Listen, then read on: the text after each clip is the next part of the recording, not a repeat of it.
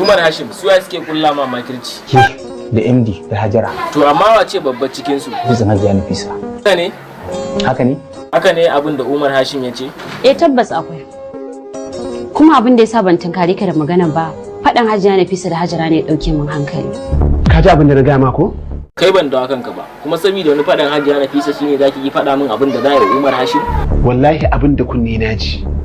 Gaskiya ne. Umar Hashim kana da jin tsoro? Babu komai. Mun gode. To amma wace iriyar mugunta kake tunanin za su ma? Ko dai su cire burkin mota ta ko kuma in na kama hanya na tafi su tura wata mota ta taka ni. Yalla bai. To Umar Hashim ba na ji an ce an turo takarda za ka sa hannu baka cike mana. To amma me hakan yake nufi? Kada Umar ya sa hannu a wannan takardar. To sabida me? Bana goyon bayan Umar ya sa hannu a wannan takardar. Kin san me yake faruwa da shi ne? Na sani.